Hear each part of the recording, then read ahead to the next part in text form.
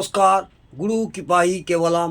আমি আজ আপনাদের কিছু অদ্ভুত চমৎকারী টোটকা বলবো, যে টোটকাগুলি আপনাদের অনেক কাজে লাগবে। আমাদের যে 12টা রাশি আছে, মেষ, বৃষ, মিথুন, কর্কট, সিংহ, কন্যা, তুলা, বৃশ্চিক, ধনু, মকর, কুম্ভ, মীন, এই 12টা রাশির আমি প্রত্যেক দিন এক একটি করে রাশির এই টোটকাটি বলবো। আশা করব আপনাদের এই টোটকাতে অনেক উপকৃত হবেন। মন দিয়ে শুনুন। প্রথমে বলবো, 1 নম্বর টোটকা হচ্ছে, কোনো লোকের কাছ থেকে কোনো সাহায্য নেবেন না, কোনো দান নেবেন না, কোনো জিনিস ফিতে নেবেন না। হাতির দাঁত দ্বারা তৈরি জিনিস আপনার ঘরে রাখবেন না বা ব্যবহার করবেন না।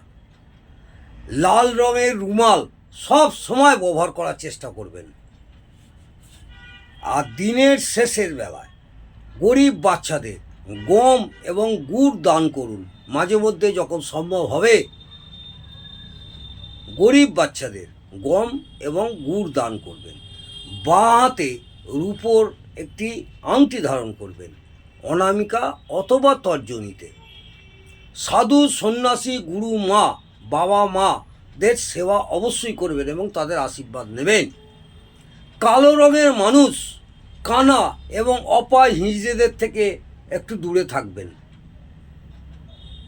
মিষ্টি জিনিসের ব্যবসা কোনোদিন করবেন না। বাড়ির লনে বা উঠোনে যদি আপনাদের নিজস্ব জমি থাকে, বাড়ির সামনে একটু জমি থাকে, নিম গাছের চারা লাগাবেন। মানুষের সঙ্গে এবং প্রত্যেকের সঙ্গে, বাড়ির সদস্যের সঙ্গেও ভালো ব্যবহার করার চেষ্টা করবেন। সবসময় ভালো ব্যবহার করবেন। আরেকটি বলবো, রাত্রিবেলা নিজের ঘুমোবার সময় নিজের মাথার কাছে 1 গ্লাস জল ভরে রাখুন। সকালে ঘুম থেকে উঠে ওই জলটি, যদি আপনাদের কোনো গাছ থাকে সেই গাছে ঢেলে দেবেন, নাহলে টবেতে ঢেলে দেবেন। টবেতে ঢেলে দেবেন, তাতে অনেক উপকৃত হবে। গরিব বিধবাদের আশীর্বাদ নেবেন এবং তাদের কিছু সাহায্য করবেন। যারা কিশোর কিশোরী, ছোট ছোট বাচ্চাদের মাঝে মাঝে মিষ্টি দান করবেন। দেখবেন এই যে মেষ রাশির এই টোটকার মাধ্যমে আপনাদের অনেক উপকৃত হবেন এবং দাম্পত্য জীবন এবং সাংসারিক জীবনে এই নিয়মগুলি যদি মেনে চলেন, আপনাদের কোনো জেমস স্টোন পড়তে হবে না।